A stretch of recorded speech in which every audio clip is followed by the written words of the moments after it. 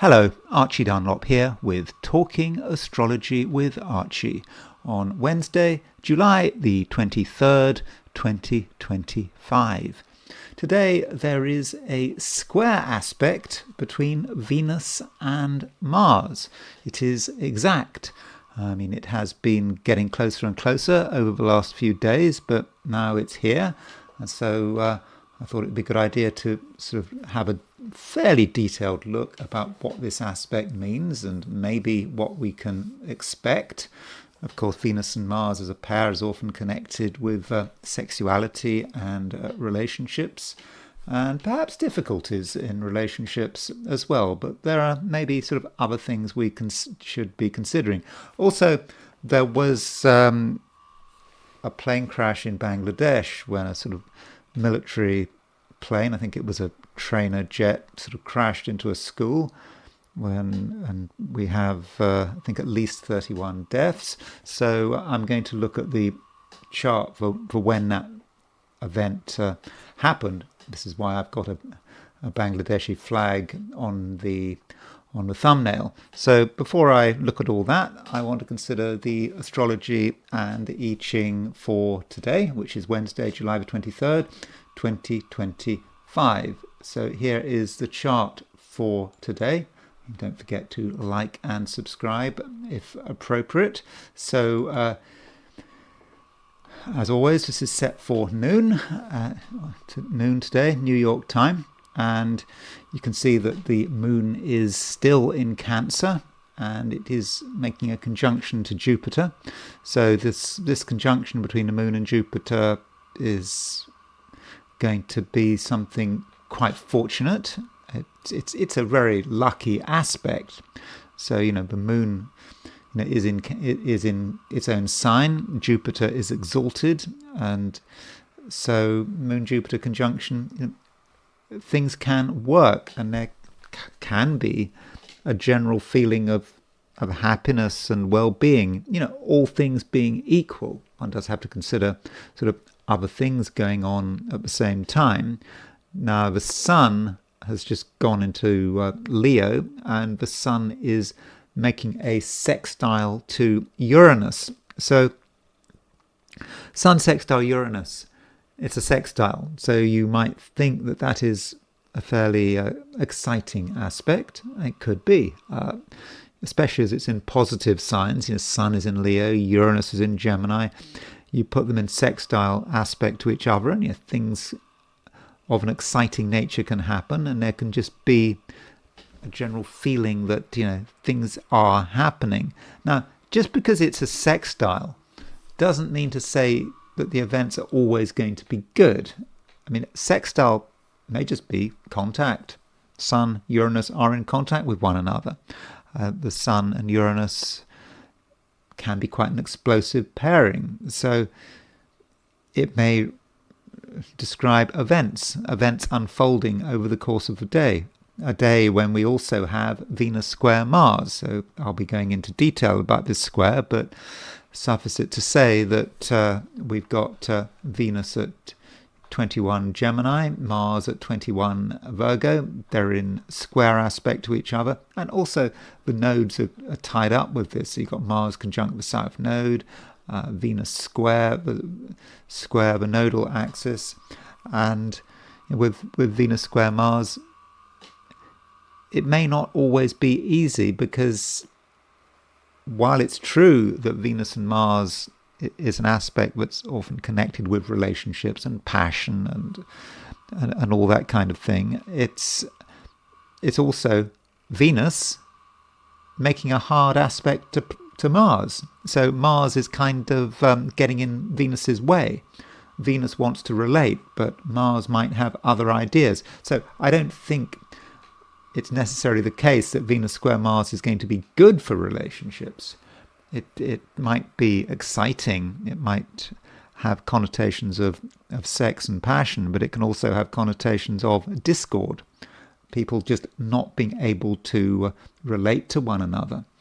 So that's the picture for the US, a chart set for New York. If we change the focus to Sydney, Australia, So Sydney, Australia, the moon is earlier in the sign, and the Moon-Jupiter conjunction, which I talked about quite a lot yesterday because the moon was applying to Jupiter, but if you're in the Americas, that Moon-Jupiter conjunction is starting to separate. If you're in Sydney, or Sydney, Australia, or if you're in New Zealand or East Asia, then that Moon-Jupiter conjunction is exact in the middle of the day. So you're going to feel that that Moon-Jupiter conjunction in its in its maximum phase, if you like.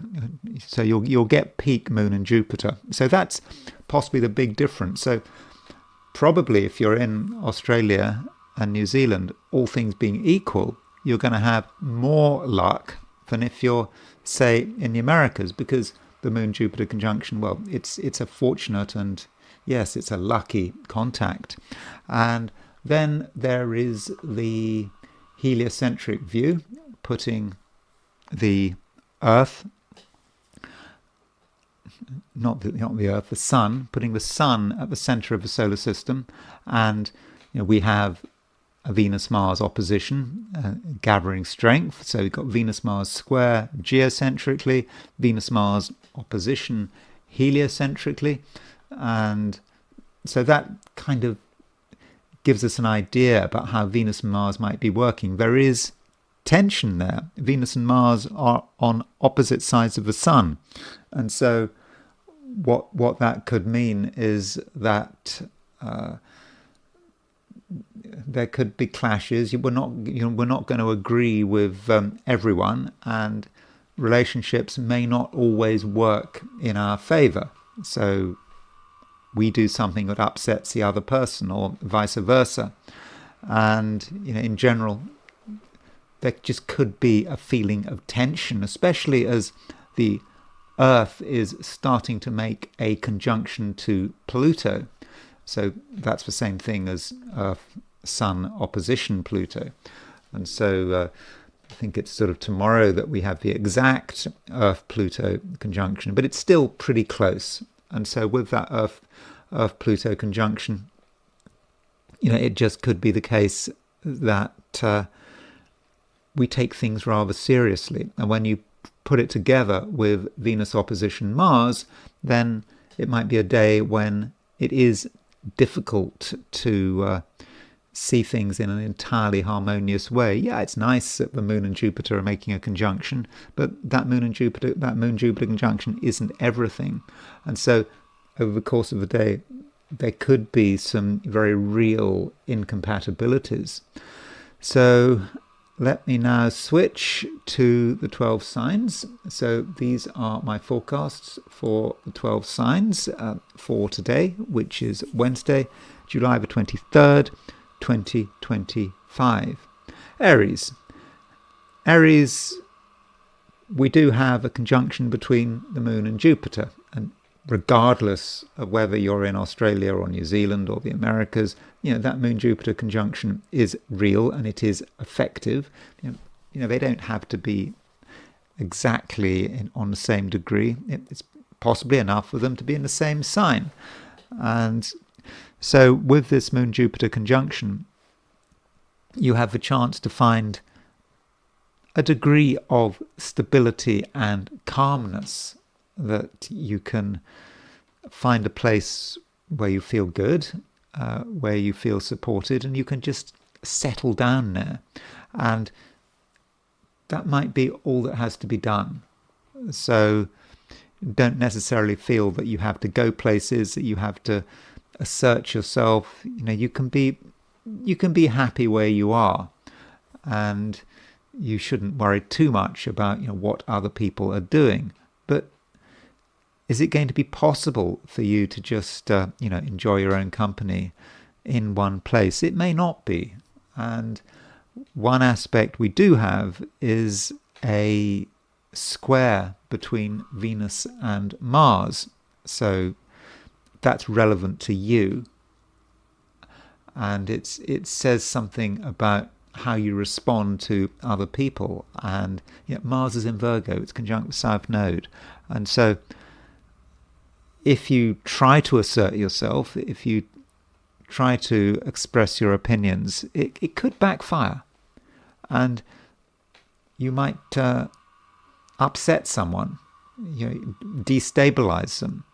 And it might be just your general attitude, what you're expressing. And additionally, you might be tempted to assume a conflict. Maybe that's just the Aries nature. Aries, you understand the importance of individuals, and individuals have different views, and you can see the conflict, and you might decide to point things out which give rise to arguments and disagreements. And normally Aries is a sign that isn't obsessed about details, doesn't spend a long time sort of pointing things out, but today with Venus square Mars, you could do. You might say something that is the last thing that anyone wants to hear. And, at the same time today, getting on with people is just going to be difficult. And part of it might be that you find certain people just annoying. They are just not moving fast enough for you. And you want to sort of get them to move faster. You want them to respond. And that might be why you might take things too far. You want something to happen. You want a response. And as a result, you could find yourself being provocative. It's not that you mean to be provocative. It's just the way it ends up. And so, Aries, consider the possibility that today you've got everything you need, and that you don't necessarily need to have interaction with other people. As I said right at the beginning, the moon is making a conjunction to Jupiter. Just find somewhere comfortable, just stay there, stay out of trouble, and today should be fine. Taurus, there is a conjunction between the moon and Jupiter. This conjunction between the moon and Jupiter does affect everyone, but I think it could affect you more than others. The moon is a planet or a satellite. Of course, we regard it as a planet in astrology, although it's not really a planet, which does have a special relationship with your sign. After all, the moon is exalted in Taurus. And so with the moon making a conjunction to Jupiter, that does give you a certain amount of good fortune, and your attempts to get on with people should work out pretty well. You'll know what to say, you'll know what not to say, and you're going to probably be sort of more flexible than usual. You can go with the flow, and from a sensitivity perspective, I think you're going to be quite discerning. You'll understand what emotions matter, and you'll be able to respond in a way that doesn't cause too much upset. Though at the same time, we do have Venus making a square to Mars, and despite your best efforts with this Venus square Mars, there could be irritations that will not be caused by you, I don't think. It's just how other people behave, and other people may sometimes behave in a way that is not especially responsible or considerate, and that might upset you. And there are particular areas which might be a bother. One of them could be money. I mean, Venus, your ruler, is still moving through Gemini, and from a Taurian view, Gemini does have a certain relationship with finances. And so Venus making a square to Mars, when the subject of money comes up, it might be quite difficult to negotiate it. There could be disagreements. People might have different views and different priorities, and it could be quite difficult to manage that. So the question, Taurus, is, do you want to get involved with financial matters today? And the answer is probably not, because where there's money, there's an argument. Where there's money, there's a problem, and so in most cases, money should quite possibly be avoided. And Venus square Mars does say something about relationships, and not every relationship is going to go your way, and you might even be disappointed by some people. You thought they were going to be more effective. You had hopes that they were going to surprise you to the upside, but that might not be the case. And you might furthermore think that certain people are just holding something back, which can be irritating. Things could be better, but people aren't prepared to see it through. So there is a potential for frustration there. And so although your social abilities are pretty good at the moment, I think that you can communicate in a way that is free and flowing because of this Moon-Jupiter conjunction. You shouldn't have too many expectations. I mean, people will respond to you, but if you're expecting something concrete from them, then you might be disappointed. Gemini, there is a square aspect between Venus and Mars today. I mean, this is the headline aspect, and this Venus-Mars square does have an influence on you. I mean, after all, Venus is moving through Gemini, Mars is moving through Virgo, and it could be an irritation. And this Venus-Mars square, it's a very sociable aspect. I mean, it does say something about other people, how you respond to them. And it's true that Venus-Mars square can be about attraction and making yourself attractive. So with Venus in your sign square Mars, it's possible, Gemini, that you can create a dynamic tension which makes you appealing. So that is possible. I'm not quite sure how you would do that. I mean, don't ask me about sort of aesthetics and how to present that kind of tension. But if that means something to you, then that is great. And at the same time, we have Mars in Virgo conjunct the South Node, and this aspect has been around for a long time, and it is potentially a problem aspect because it's quite destabilizing, or it can be destabilizing. It can tear up what you regard as being secure. You get concerned about something, you get obsessed about it, you regard something as being really, really important, and you want to throw all your energy into it. And once you start throwing your energy into it, there's no stopping, and it could be debilitating. For example, you might have lost something and you feel you absolutely must find it now, this minute, and you don't care how much chaos is caused in your search to find this particular object, when in fact it's not quite as urgent as it seems. Or you look around your own home and just something about your home or your living space isn't to your liking, and so you turn everything upside down. You feel you have to have change, almost change for the sake of it, and that is certainly undermining.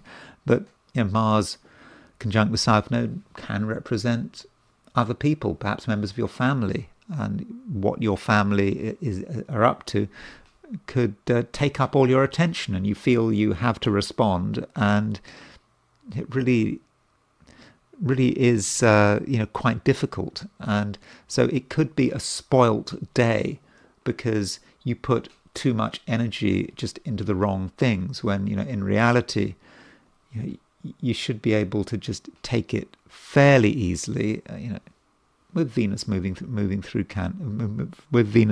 Gemini, and also a conjunction between the Moon and Jupiter. Now that Moon-Jupiter conjunction is quite fortunate for you, Gemini, and if you handle it in the right way, it might indicate, some kind of benefit, perhaps a financial benefit. So if money is available with Moon-Jupiter conjunction, with the Moon-Jupiter conjunction, there may be just a way for you to position yourself in such a way that you can, get hold of it. So, do make the most of that conjunction.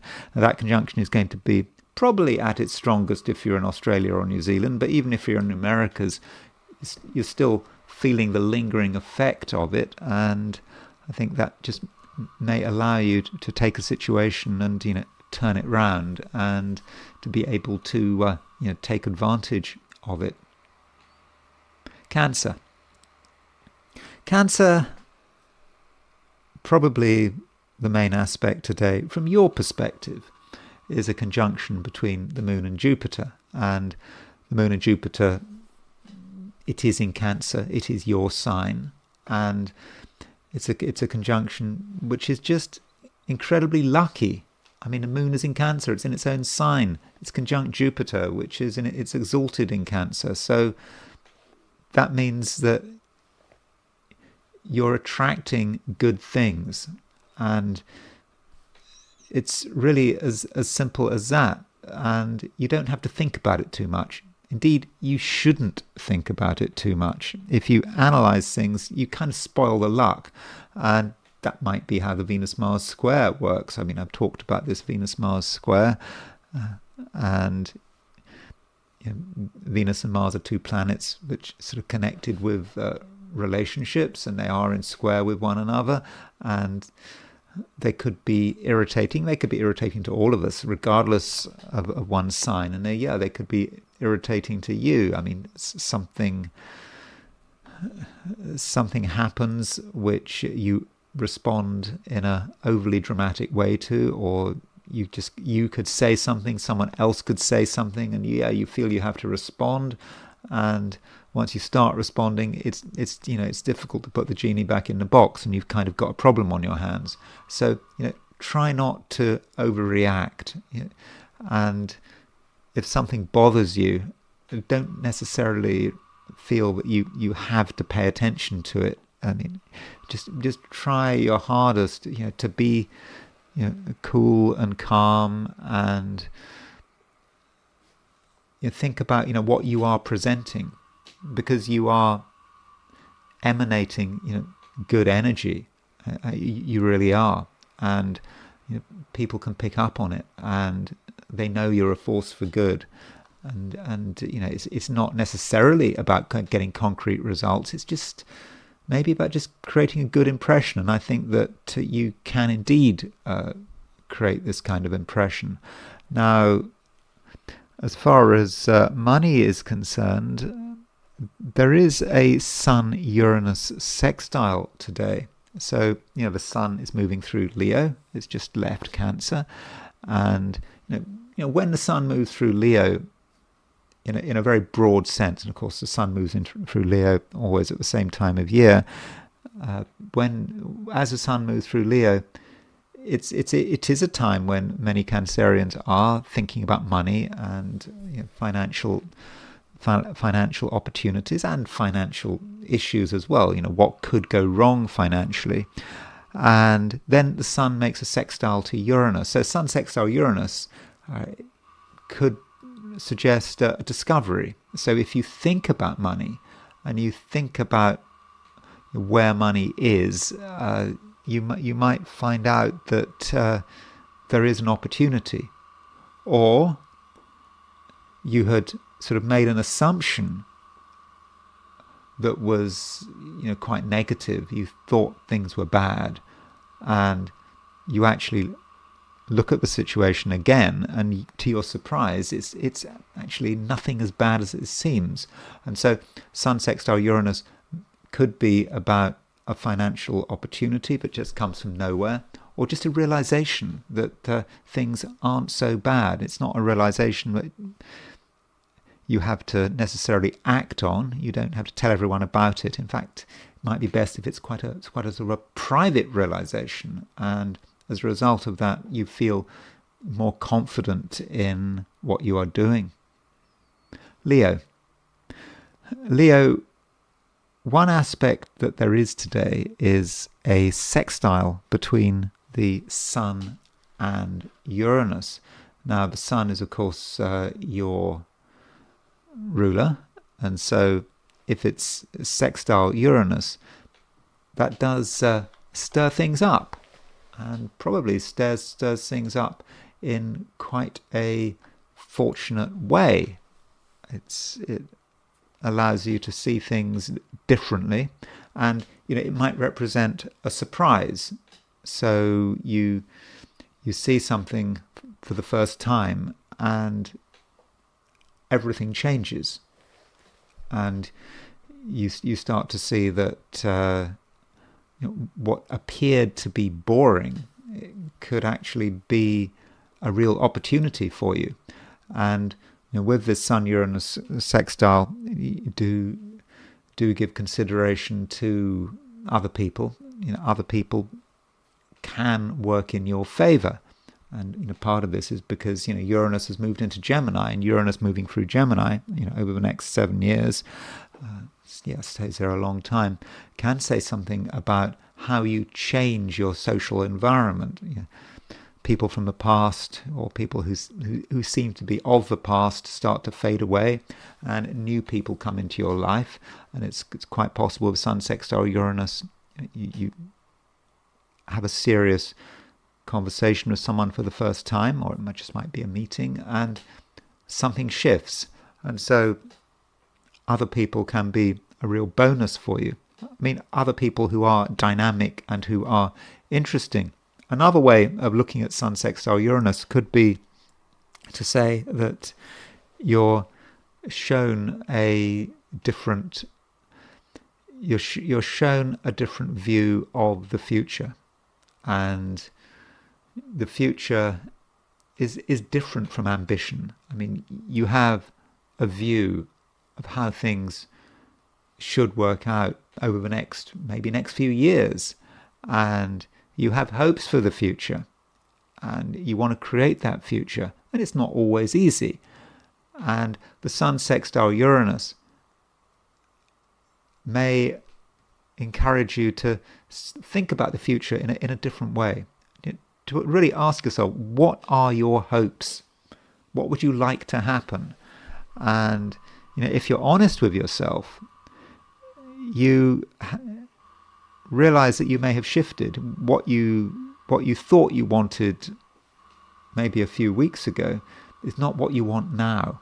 And so that the Sun sextile Uranus could be quite a revelation. But you have a revelation, and then what? And as a result, some Leos might feel tense.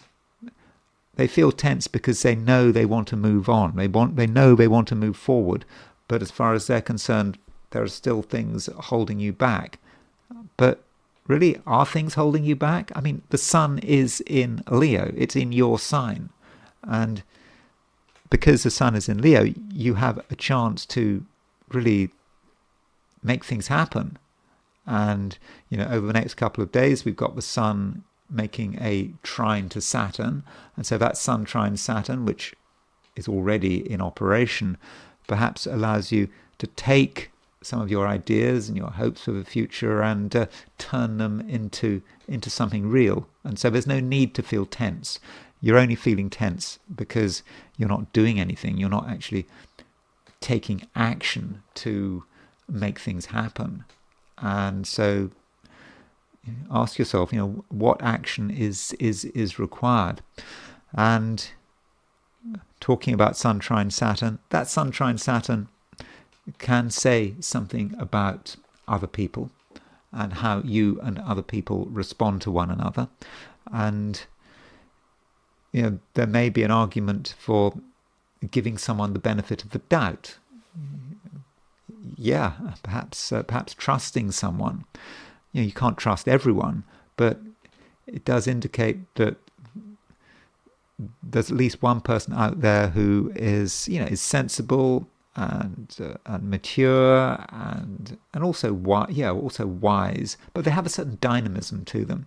And with the Sun making a trine to Saturn, there's good linkages there, and so that Sun trine Saturn may allow you to develop the right kind of relationship, and maybe this underpins the idea that although the Sun is in Leo, in your own sign, that doesn't mean to say that you have to do everything on your own.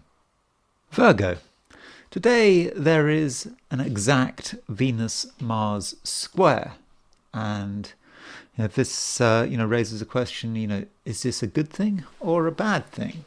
Now, this Venus-Mars square is certainly relevant to you, because Mars is moving through your sign, and Venus is moving through an angular house from a Virgoan perspective, and it's certainly dynamic, and this aspect really allows you to come over as being someone who is strong and powerful, and is perhaps quite decisive. And so in theory, if you're involved in something where you've got targets and you want to achieve particular goals by a particular time, then I do think that you can be very effective. So, whatever you're planning on achieving today, I think that there's a very good chance of you being successful. But you have to maybe understand where the problems lie. And the problems could be sort of encapsulated not just by Mars in Virgo, but by Mars conjunct the South Node in Virgo.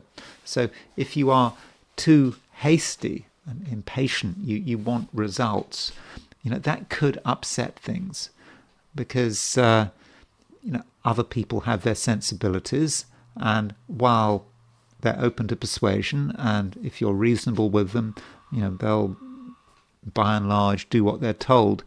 There's a right way of asking for something and there's a wrong way, and you could just get it wrong. And so do be careful how you behave, and how you respond to people, and don't come over as being impatient. You might feel impatient, but that doesn't mean that you should be expressing this impatience. And so if you can think about how you're coming across, that would be very useful. And this Venus-Mars square, because it's in angular signs from a Virgoan perspective, it can really help you achieve whatever it is that you want to achieve. But you just have to demonstrate some subtlety, and once you start using subtlety, once you start thinking about things from another person's perspective, then it all starts to snowball. You become increasingly aware of the social dimension, and you're helped by the fact that there's a conjunction between the Moon and Jupiter. So this Moon-Jupiter conjunction, it's in Cancer. It's a very fortunate conjunction, and it allows you to be sensitive, and also to be understanding, and to show compassion, and to show some generosity. So you can do that. So as far as whether today is good or bad, well, it kind of depends on you. And if you behave correctly, I think that you'll find that a lot of things should start to move your way. Now, there is a sextile between the Sun and Uranus. So the Sun sextile Uranus might indicate that something happens unexpectedly, and it could be about a realization, something you start to understand. And to begin with, it's quite private. You realize something in your own private way, and you're not talking about it, but it has consequences, and it could have consequences for your whole direction, where you're trying to move your life. and the structure of your ambitions. And so you have this realization. You're perhaps aware of something that suddenly has become possible, and you then have to decide, what are you going to do? What's your next step? I don't think there's anything you have to do in the short term, and you shouldn't forget that Mercury is still retrograde. Mercury will be retrograde for another couple of weeks, and so that's a reminder that you shouldn't be in too much of a hurry. Things will work out in their own quiet way. Libra, the big aspect today is arguably a square between Venus and Mars, and it's been building up for some time, but now it's exact. And with this Venus-Mars square, you might realize that some people are just annoying. As a Libran, you have a sense of balance, and you like things to be done in a particular way, and you don't want sort of too much unpleasantness. And certain people can upset this balance. Just the whole way they behave is just irritating, and it makes you feel uncomfortable. And so, what do you do in that situation? Now, one possibility is to just run away, or you just have to accept people as they are, and not allow yourself to take things personally. And if you are a typical Libran, the social dimension does matter to you, and perhaps you want to try your hardest to get on with everyone, but sometimes it's just not possible, and you have to accept people as they are, and ideally just not allow their idiosyncrasies to get under your skin. And so that's something to watch out for. So close relationships, they could be exciting with Venus making a square to Mars. That's possible. But they could also be irritating. And it might be that if you take a risk-reward view, that possibly you should avoid close relationships. The kind of close relationship, that sort of becomes quite intense, where there's no one else, there are no distractions, it's just you and another person. That might not work out, and you might feel that you might feel cornered, or you just might feel that your overall sense of balance is being compromised. Now, another aspect we have is a conjunction between the Moon and Jupiter. And this Moon and Jupiter conjunction has been forming for some time. In fact, many of us would have felt it yesterday, but today it's still around. And this Moon-Jupiter conjunction, I regard as being great. And the Moon-Jupiter conjunction, is in Cancer. So Moon and Jupiter are very strong, and Cancer is a sign in the Libran chart, but is often connected with career and success. So if you want to be successful today, and if you really want to sort of push your agenda, then I think you can. And you don't have to be aggressive about it. You just have to just be there and be open to new possibilities, and try things out. And if you give it your best shot and you don't ask too many questions, then I do think that this Moon-Jupiter conjunction in Cancer can really work for you. Scorpio, there are things going on. One thing going on is a square between Venus and Mars. And with this square between Venus and Mars, you have to be very honest with yourself. And you have to ask yourself, how do you come across? You do come across, and people have a view of you. And sometimes it's not always easy to know what people think. I mean, that is perhaps one of the advantages of having a YouTube channel, that you are in front of a camera, you're talking in front of a camera, and people comment. I mean, most people are very nice when they comment, but you do get some criticism, and some of the criticism is constructive and may relate to actually who you are. And so you may not have that advantage of people being able to write comments about who you are and how you present yourself and whether or not you're irritating and what kind of message you're presenting. So you have to work it out for yourself. And so be honest with yourself, and just consider the possibility that not everything is perfect, that maybe, particularly in relationships, that there's something about you that is annoying. And it's not that you're necessarily annoying all the time, but just at the moment you might be more annoying than usual, because perhaps there are things that you regard as being really important, that you really want them sorted out. There is a constant tension to you because you might want something resolved.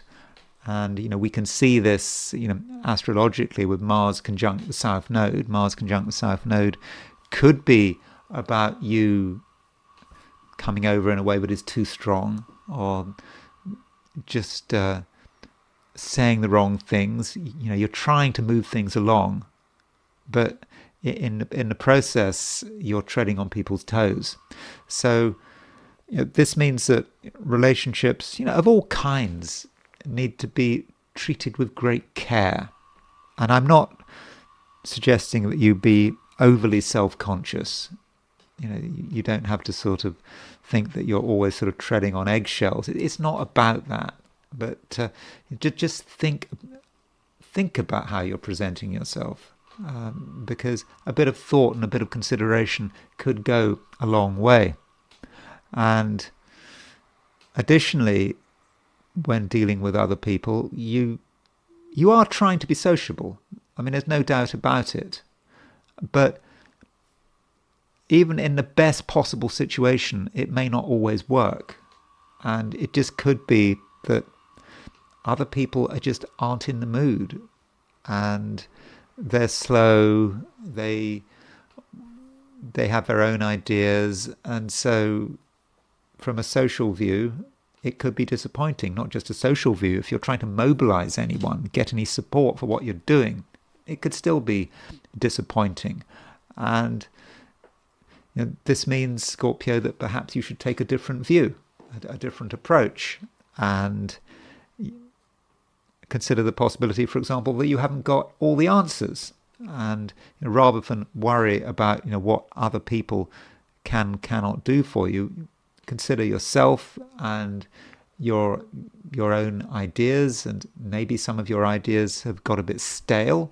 And with the Moon Jupiter conjunction today, you have a chance to have another look at things, to consider new possibilities.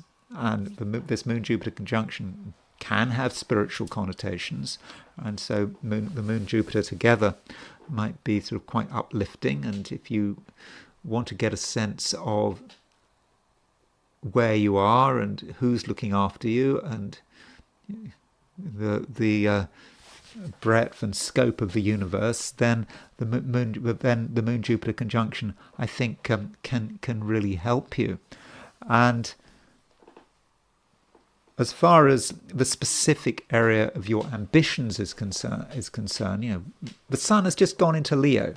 I mean, from a Scorpio view, that is an important event, and this is, or should be, a time of year when you can really sort of get yourself together and to focus on what is important to you. And the Sun is making an opposition to Pluto. It's also making a sextile to Uranus. Now that opposition to Pluto, I think, is exact tomorrow. And so Sun opposition Pluto, it's a very powerful aspect. And You're thinking about what you can achieve, what might be holding you back, and how you can leverage, whatever power you have. And then you throw in Sun sextile Uranus, that is exact today. And so, deep down, Scorpio, you're having realizations, you're having insights. And, if you can really harness these insights, you might start to see things in a new way, and you might really start to see, what is possible. Because, Scorpio, a lot is possible, and the sun has only just started moving through Leo, and so over the next few weeks, you have real chances. And don't worry about Mercury being retrograde. Mercury being in retrograde, yeah, but it's in Leo, and Mercury stays in Leo for a long time. I think it stays in Leo until beginning of September. So you've got plenty of opportunity to take advantage of these sort of insights that are coming your way. And as far as career, and if that's relevant to you, then I think you can take sort of great strides for the rest of the summer. Summer from a northern hemisphere perspective. That, of course, would be winter from a southern hemisphere view. Sagittarius. The moon is still in Cancer, and it's making a conjunction to Jupiter in Cancer. And, when the moon and Jupiter in Cancer, well, Jupiter's going to be in Cancer for a long time, until June of next year. But Cancer is a sign that you're not always comfortable with. I mean, Sagittarius and Cancer, they are very different signs, and you're getting used to that sort of Cancer energy. I mean, because you have to get used to it, because Jupiter's staying in Cancer until next year. So that is about you becoming sort of more serious and taking your emotions more seriously, and in many cases becoming more intense. And of course, intensity is not a concept that one normally associates with Sagittarius.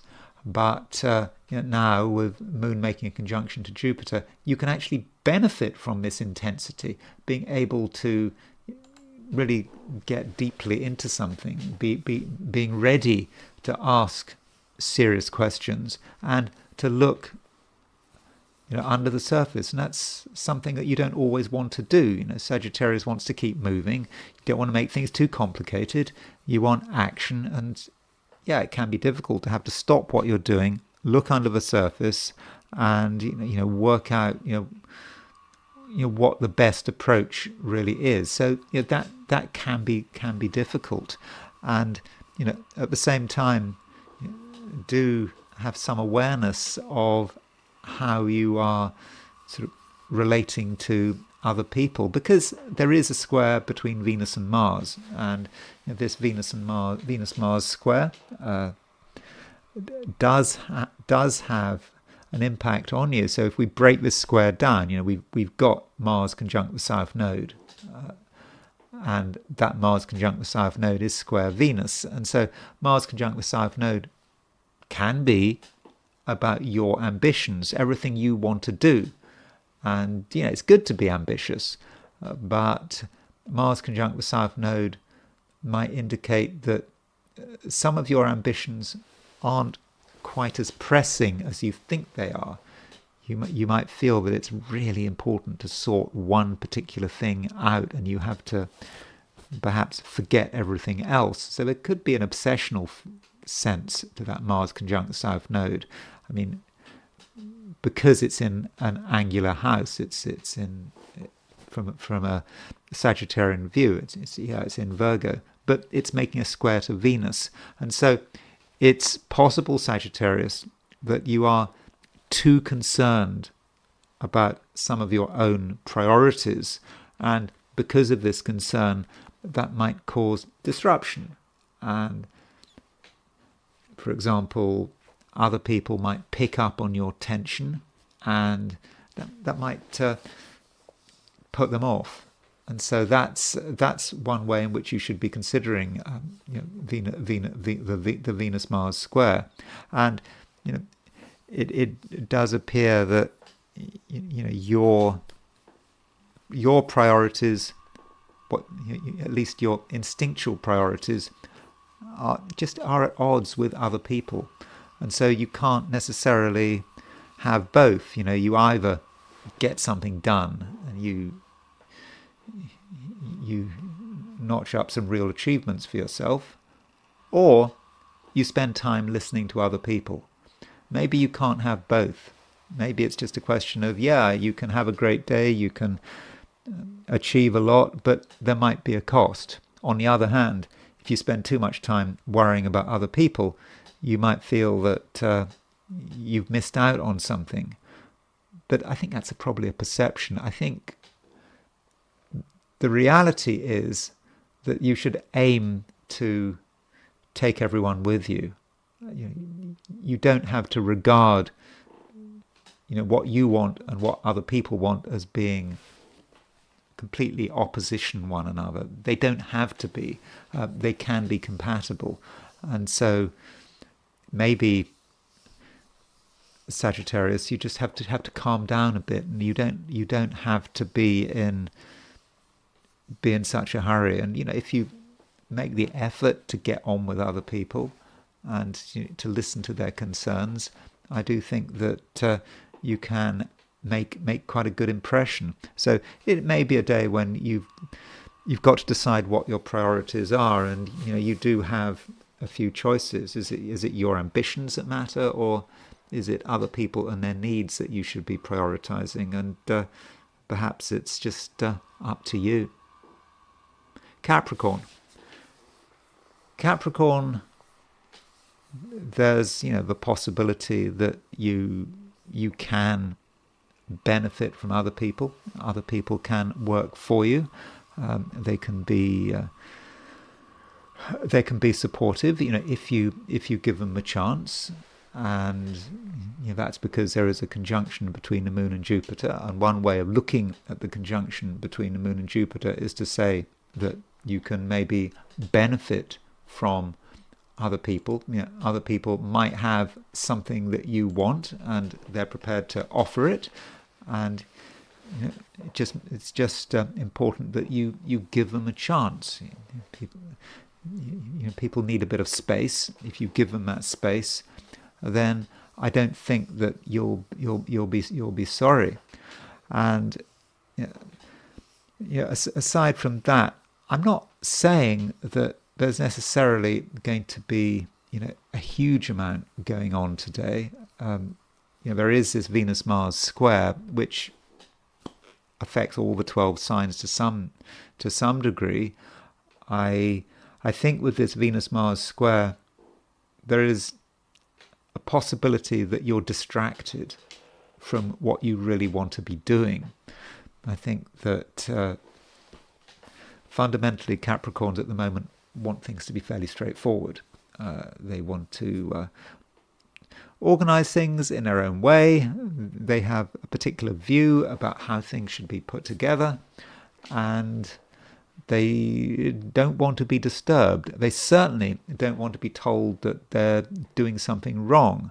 But with Venus square Mars, there's just this possibility that there are questions. People may just be questioning what you are doing, and they may try to make you feel that you're doing the wrong thing, that you're putting energy in the wrong direction, and so that could make you quite self-conscious. So this Venus-Mars square could be an irritation, and the best way of dealing with it may be to ask questions. So if someone suggests that you do something, or demands that you do something, or you perceive there is a demand, then the best approach might be to ask why. Get people to explain themselves.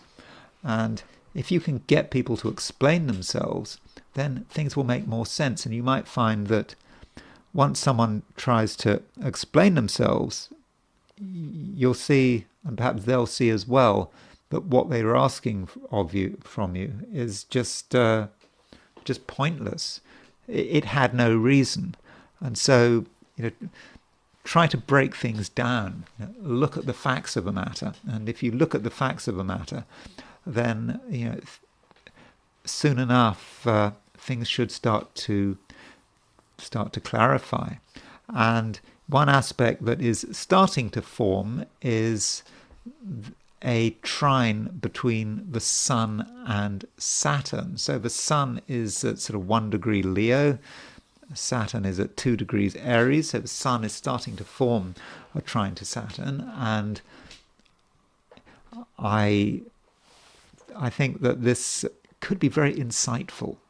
It allows you to be aware of your own power, and maybe recently you'd underestimated your own power. You felt you didn't have what it takes, that you weren't able to fully assert yourself. But with Sun trine Saturn, you can start to tune into a hidden energy. It might have been dormant for a bit, but now it's coming back to life.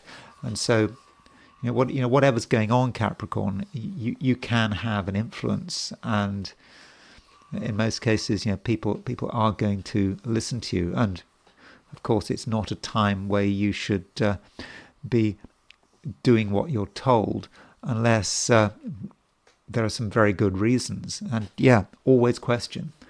Just because someone is certain of themselves, they feel absolutely sure of their facts, doesn't mean they're in their right. And it just may take one question. You ask them something and they can't answer, and it's obvious that they don't really know what they're talking about.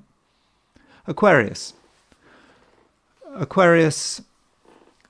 there is quite a lot of action starting to form. It's not quite there yet, but we're well on the way. And one aspect, for example, we've got is Sun opposition Pluto, and this Sun opposition Pluto, I think, is exact tomorrow, and it's an important aspect because this Sun Pluto opposition is right across the main axis of your chart. Pluto in Aquarius, the Sun in Leo, and so that aspect can be about power struggles, people wanting to control each other, maybe someone trying to control you, and that is not a situation that you're comfortable with. Although just because someone is controlling you or trying to control you doesn't necessarily mean it's a bad thing. Maybe they've got your best interests at heart. Maybe you need to be controlled. I don't know. But I think in most cases, it's probably not entirely desirable for you to be controlled.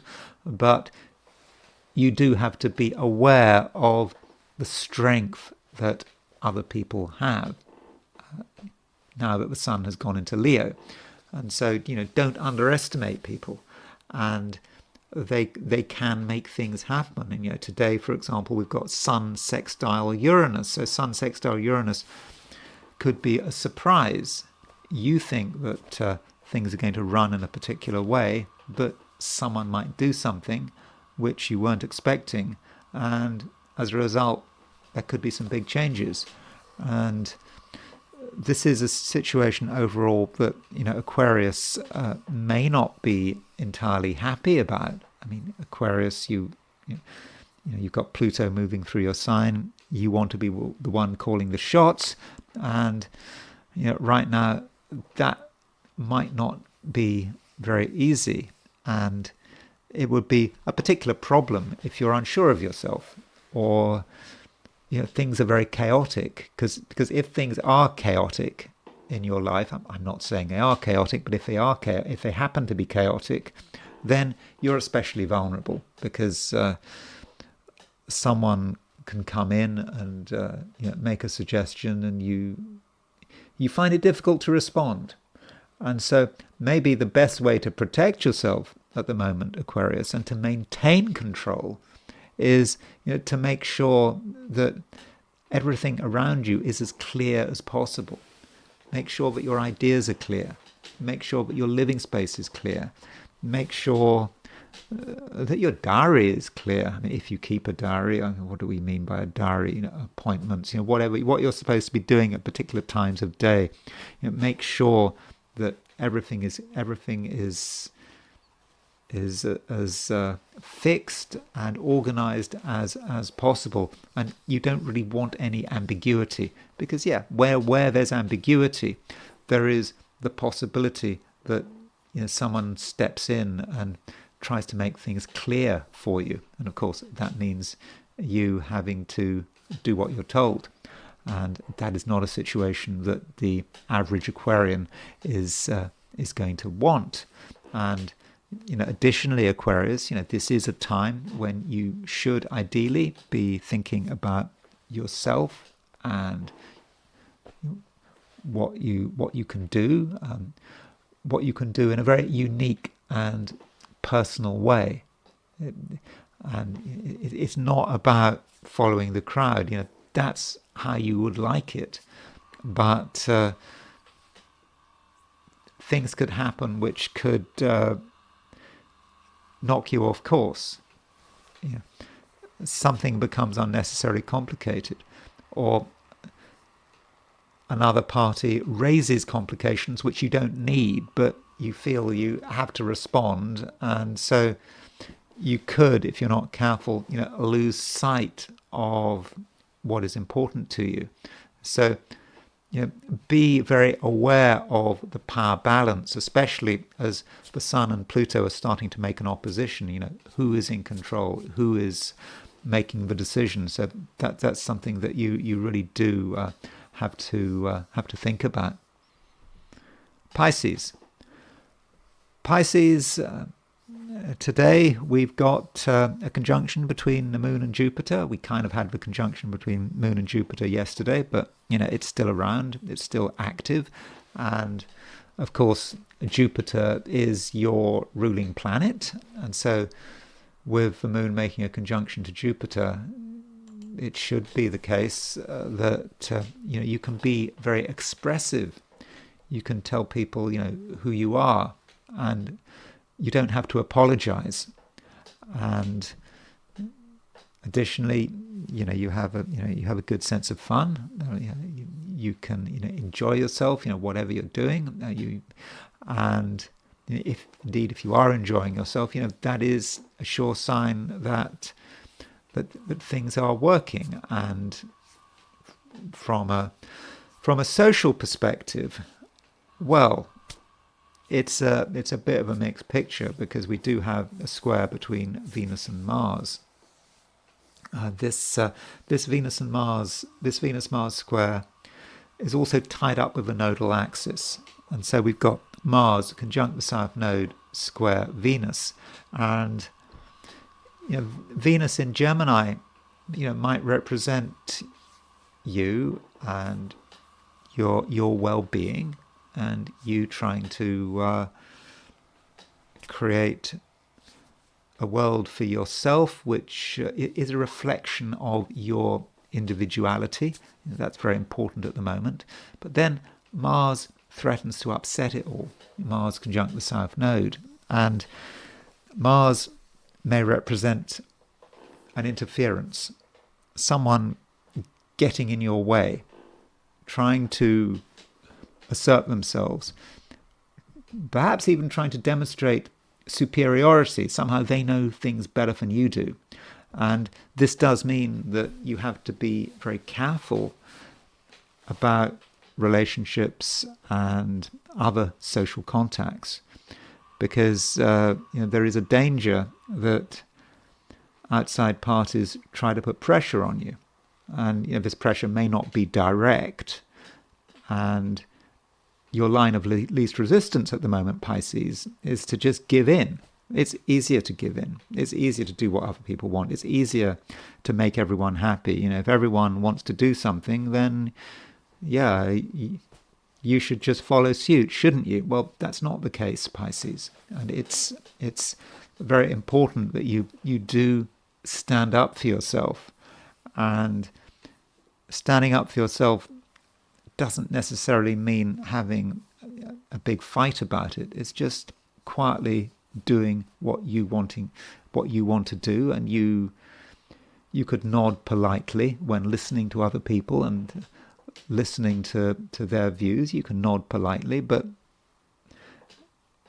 that could be the end of it. And then you just get on with it. You just do whatever's important to you. And so if you can do that, I think that you'll maintain your independence, and that is important. That's perhaps the most important thing today. Act independently, do what matters to you, and also think about what makes you different. If you try to do things other people's way, it's just not going to work. So that's it. Those are my forecasts for the 12 signs. And now it's time to look at the I Ching. So I asked the question, what is Wednesday going to be like for those watching the I Ching section of this video? And the first hexagram I got was hexagram number 47, which is oppression. And you can see the problem with this hexagram if you look at the two trigrams. So the top trigram represents the lake, and the bottom trigram represents the abyss. So both trigrams relate to water, but different aspects of water. And so one image you might have with this is a lake with a sort of a hole forms in the bottom, and just all the water flows out. And it can be exhausting. And the question is, do we have enough energy to see something through? Because we're just aware of all the things that we have to do and all the things that might be holding us up. And this may also say something about the Venus-Mars square we've got. We could see, Venus square Mars.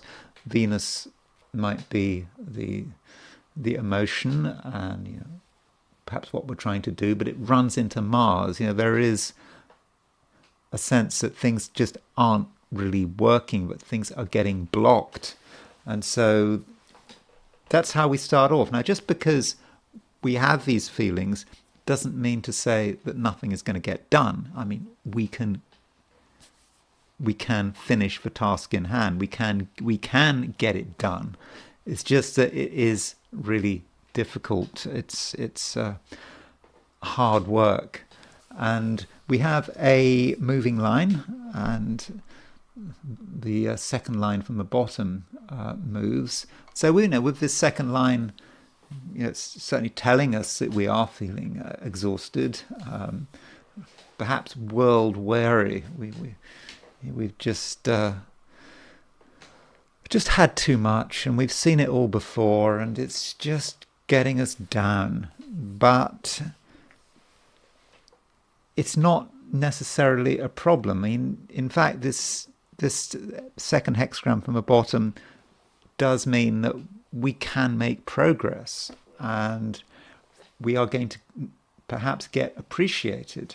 And the hexagram talks about officials in here. The Wilhelm translation talks about the men with purple knee bands, and the men with purple knee bands are, I believe, sort of priests. Other translations talk about officials, and this might indicate that we are given some responsibility. We don't necessarily want that responsibility. It's just something else to grind us down. But it is a time to be taking this responsibility. It might be exhausting. It might be the last thing we want. But we can execute that responsibility very well, and we just have to be quite humble about it. So, from an external view, today can actually be quite successful. We can get things done, even if, in terms of how we feel, we don't feel great about it. And as we have a moving line, it does mean that we move to a second hexagram. And the hexagram we are moving to is hexagram number 45, which is gathering together. It's a very sociable hexagram, obviously, as its name sounds. And so, in the end, we can get support. We're certainly not alone in the end. And if we accept new responsibilities, maybe that will lead to something else, and other people will appreciate us, respect us, and we could end the day feeling supported. And perhaps it's a situation where we needn't feel that we're carrying the weight of the world on our shoulders completely on our own. It's not true, because in the end there will be support and I think appreciation as well. And now it's time to move back to the astrology. And before I look at the Venus-Mars square, I quickly wanted to look at this tragedy in Bangladesh, in Dhaka, where a military plane, I think it was a trainer, and there was a mechanical malfunction apparently, and it crashed into a school, and at least 31 people were killed. And we have a time for this event, and so I thought I would just quickly look at it. So here is the chart. I make it that the crash happened at 1:18 p.m. in Dhaka in Bangladesh. And what stands out about this chart is the fact that Mercury is on the midheaven. Now, Mercury on the midheaven is not something one normally associates with crashes, but we do have to remember that this Mercury is retrograde. It's just turned retrograde, so perhaps it's particularly powerful because it is really stationary retrograde. And additionally, it's on the Aries point. It's 135 degrees from the Aries point, and it's additionally 135 degrees from Saturn. So I mean, not exactly 135 degrees from Saturn, but it's kind of making a sesquiquadrate aspect to Saturn. So when we think about this plane and that it had a malfunction, well, that is something that we might associate with Mercury going retrograde. So that's what we notice about the chart, although I don't think we would see that chart, Mercury on the midheaven, and say, oh, well, sure, there's got to be a plane crash then. I don't think it's quite as straightforward as that. Now, if you look at the 90-degree dial, and I'm thinking especially of the midheaven. So here is the 90-degree dial, and if we put the pointer on the midheaven, so that's a reminder that the midheaven is making a sesquiquadrate to Saturn and Neptune. So midheaven, at that moment when the midheaven was sesquiquadrate to Saturn and Neptune, it's pretty much when the crash happened. And so Saturn and Neptune, you might associate that as well with mechanical malfunction, something going wrong. Neptune, it's also on the Mars-Hades midpoint. Hades, a Uranian planet, hypothetical planet, associated with death, destruction, things going wrong. So Mars Hades, and it's also on the Venus Hades midpoint. So that might provide some explanation of the accident. Now, when you're trying to predict accidents, or at least trying to use sort of hindsight to work out why the accident happened, one can look at prenatal events. And one prenatal event one could look at is the prenatal solstice. So there was obviously the summer solstice on June the 21st, 2025, the moment that the sun went into Cancer. And so here is a chart for this. And 15 degrees 21 Leo was rising, and the sun was making an exact semi-square to the ascendant, and also at the time of the solstice the sun was exactly semi-square Venus. So you can see Venus exactly square the ascendant and the sun right in the middle. Now, on the surface, that doesn't necessarily sound so bad, But maybe we should regard this as just highlighting Bangladesh, something to think about as far as Bangladesh. We should have perhaps have expected something to go on in Bangladesh after this solstice. And as far as timing is concerned, if you look at the timing, then Mercury at the time of the crash was at 1511 Leo. So Mercury was almost exactly moving onto the ascendant of the crash. In fact, the Mercury midheaven conjunction, which took place at the time of the crash, was on the ascendant of the solstice for Dhaka, set for Dhaka, the capital of Bangladesh. And then there is the horoscope of Bangladesh. So, Bangladesh's horoscope is really the moment that independence was declared. I mean, the Pakistanis, I think, arrested those declaring independence the moment they made it. But it's a symbolic event. It's rather like the Easter Rising in Dublin. The British were still able to temporarily assert control in Dublin.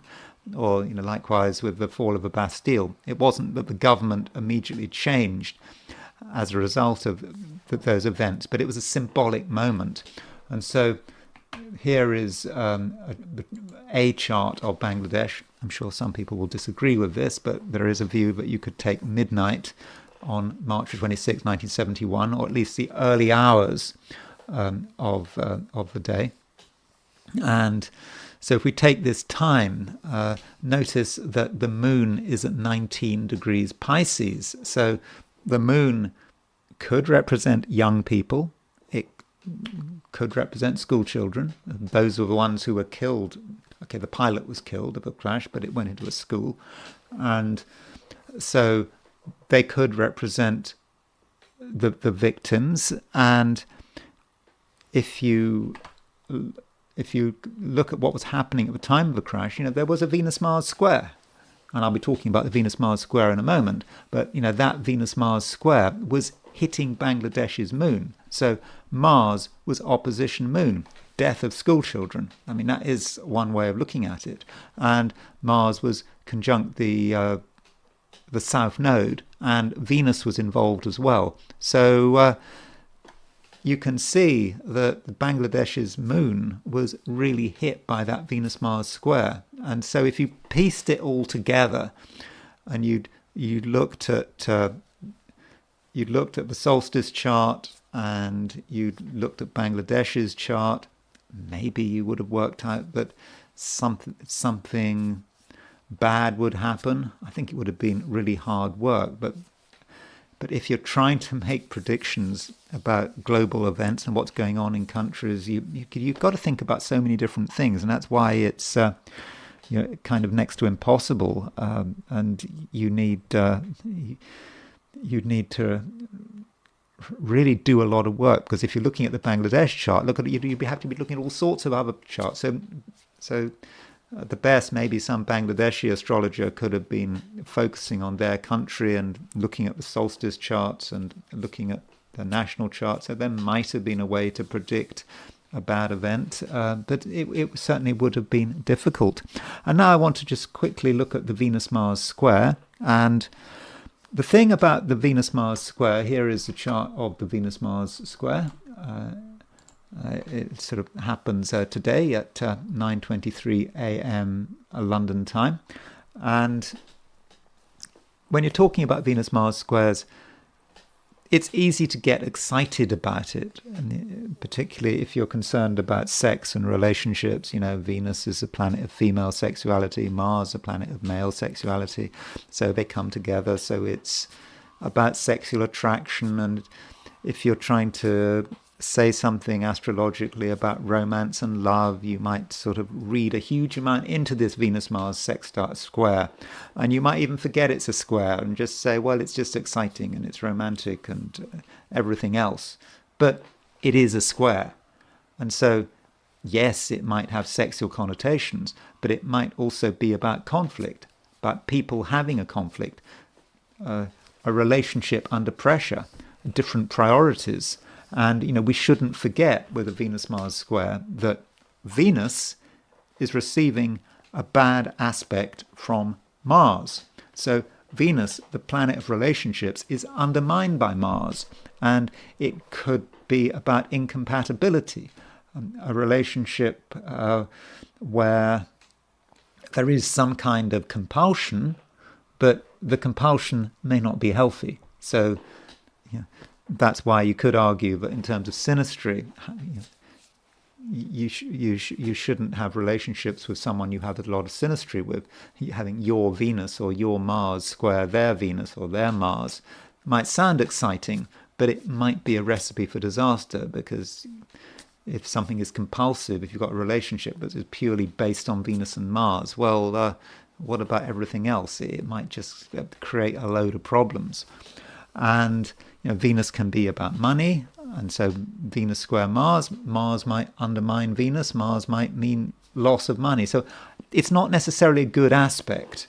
Now, as far as examples of events taking place when Venus was square Mars, I mean, there was a stock market crash with Venus square Mars. The 1907 panic took place when Venus was square Mars, and so Mars was undermining Venus. I mean, I'm sure there were a lot of other things to look at here, but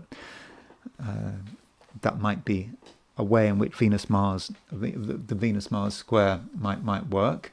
And a couple of sea disasters. Remember the Bayesian? Remember that boat that just sank off the coast of Sicily? It was owned by a British multi-millionaire, and there was a storm, and it was just the whole thing just collapsed, and a lot of people were killed. And at the time of the Bayesian going down, Venus was square Mars, Venus in Virgo square Mars, and also Venus opposition Saturn. So that Venus-Mars-Saturn T-square is not necessarily fortunate. And of course, the most famous shipping disaster was the sinking of the Titanic, and the Titanic sank when Venus was square Mars, Venus applying to a square of Mars. I mean, there are a lot of other reasons why the Titanic sank, but maybe given the Bayesian and the Titanic,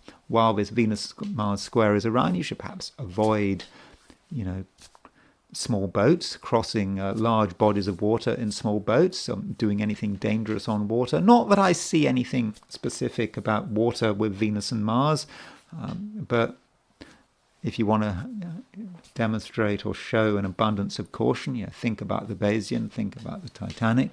So Venus square Mars isn't not necessarily particularly fortunate. And other disasters, accidents taking place. The death of Kobe Bryant. That happened just at the beginning of COVID. I don't know anything about Kobe Bryant. He was a basketball player. Is that right? I don't know. But I've heard of him. Not that I really know anything about him. But I think it was poor visibility, and the helicopter crashed, and Venus was exactly square Mars. So, you can see Venus was at 1538 Pisces, Mars at 1548 Sagittarius, Mars in Sagittarius, the sportsman, maybe. But that Venus square Mars certainly is indicative of accidents. And notice also at the time of the crash, a true black moon Lilith was conjunct the ascendant. And one other Venus-Mars event, the Dublin bombings in 1974. With the Ireland, one normally associates the bombings with sort of the IRA and Irish nationalists planting the bombs. But in 1974, Ulster loyalist groups, went to Dublin, planted some bombs, and this is a chart of the Dublin bombing. I think people were killed, and there was a Venus applying to a square of Mars. So it's not just accidents that happen with Venus square Mars. It can be sort of deliberate events, deliberately planned events, like this terrorist attack in Dublin. Now, there is the question of what does it mean if you've got a Venus-Mars square in your horoscope. And J.D. Vance, the Vice President of the United States, he has a Venus-Mars square. And I think his Venus-Mars square says quite a lot about him. He's got Venus rising. So Venus rising in Leo. A lot of people like him. In the right circumstances, he presents himself very well. If you're a politician, having Venus rising, he can persuade enough people that he's a nice, charismatic, powerful person. They'll vote for him. But Venus is square Mars, and so Venus square Mars can undermine that Venus. That can make him quite abrasive, and certainly J.D. Vance can be very abrasive. Remember his remarks at the security conference in Munich when he stood up and told the Europeans that freedom was under threat, and they were the ones threatening freedom, preventing people from saying what they believed, preventing people from standing for office, with particular reference of Romanian elections. And so he knows how to upset people. And of course, there was his remark about, was it childless cat women being supporters of the Democrats? He just said it. I mean, that's not the kind of thing you should say if you're a politician. But anyway, he said it. And so that could be Venus-Mars. Venus trying its hardest to be popular, but then Mars comes along, and Mars just can't help itself, can it? And, with Venus-Mars square, it isn't potentially an attractive combination, but it's also repulsive. And people who have Venus-Mars square aspects like this can attract strong opinions. So there are a lot of people who think that J.D. Vance is absolutely wonderful. And there are also people that absolutely can't stand him. And so that might be how this Venus-Mars square is working. But it's certainly a powerful aspect, and it's made especially prominent by the fact that Venus is angular and Mars is angular. So I think that J.D. Vance is a good example of someone with a Venus-Mars square. I mean, continuing on the theme of Trump's administration, Marco Rubio has a Venus-Mars square. Difficult to know what exactly this means because we don't have a time of birth for Marco Rubio. Mercury is involved in his Venus-Mars square. He's got Mercury conjunct Venus, Mercury square Mars. I mean, you could say that's him giving speeches, having strong opinions, and Venus square Mars. He doesn't have a kind of issues with Venus square Mars that J.D. Vance has, but then J.D. Vance's Venus-Mars square is angular. I don't think Marco Rubio's Venus-Mars square is angular, but then I don't have a time of birth, so I wouldn't know. But maybe that Venus square Mars is going to sort of develop during his tenure as Secretary of State. I mean, he has got to get on with people. He's got to, he's America's chief diplomat. I think he's probably doing a better job than his predecessor. I mean, Antony Blinken was obviously a disaster, so maybe he's doing a better job. But still, he's also got to negotiate the inconsistencies of Trump, and Trump changing his mind all the time. So we'll have to watch that Venus square Mars develop. Now, Venus square Mars is associated with sexuality, and so you might expect Venus-Mars to say something about one's sexuality. And someone who is very much associated with sexuality, perhaps deviant sexuality, is the Marquis de Sade. So here is the Marquis de Sade. Remember, Marquis de Sade, the word sadist comes from the Marquis de Sade's name. I don't think that the Marquis de Sade was quite as bad as his reputation indicates. I mean, he just wrote books, by and large, and his books were about sex. I mean, I've never read any of his books, but that's what he's famous for. But it has kind of got a bit exaggerated. But clearly, sex was an obsession for the Marquis de Sade, and he has Venus square Mars, and Saturn is involved here. So he has got Mars on a Venus-Saturn midpoint, so you could say, well, that is repression. He's holding something back, but still talking about sex, thinking about sex, writing about sex, seems to be his way of dealing with his Venus-Mars square. And another person with a Venus-Mars square is Scott Ritter. So Scott Ritter, it was a United Nations weapons inspector, and in 2003 he made it quite clear that as far as he was concerned, Iraq did not possess weapons of mass destruction.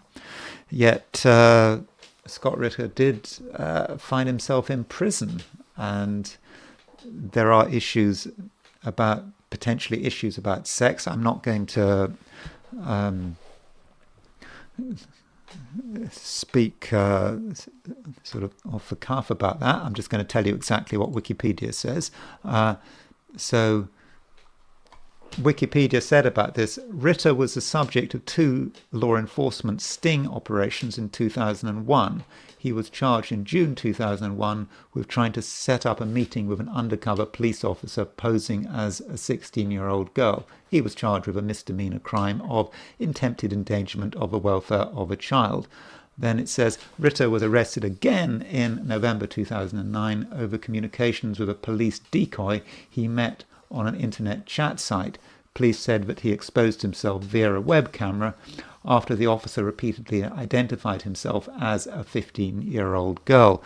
So you might say that, why are the police paying so much attention to Scott Ritter? He had announced that, or given his view that Iraq did not possess weapons of mass destruction. So you could argue that this was an attempt to discredit him. And he did serve time in prison, and he going back to what happened and him going.